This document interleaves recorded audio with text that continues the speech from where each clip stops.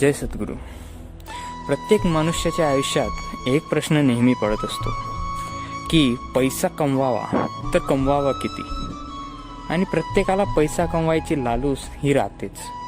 प्रत्येकाला पैसा कमवावाच लागतो.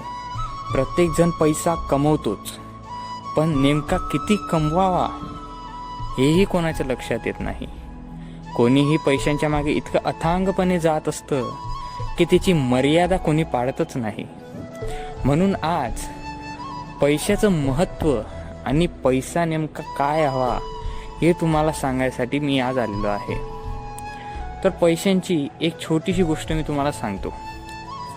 ज्या दिवशी तुमचे आईवडील कोणती तरी गोष्ट घेण्यासाठी बाजारात गेले आहेत आणि त्या गोष्टीचा प्राईज न पाहता जर त्यांनी ती गोष्ट विकत घेतली, याचा अर्थ तुमच्याकडे भरपूर पैसा आहे.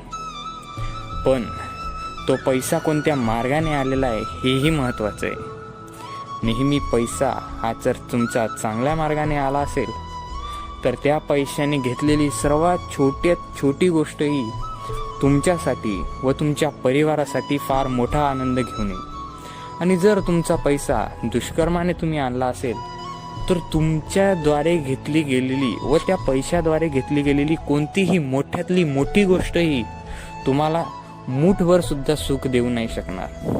म्हणून मित्र हो, पैसा कमवावा, पण तो सन्मार्गाने, दुष्कर्माने नाही. मित्र हो, भेटूयात पुढच्या व्हिडिओमध्ये अशाच नवीन एका आशय व आक्षेपासोबत.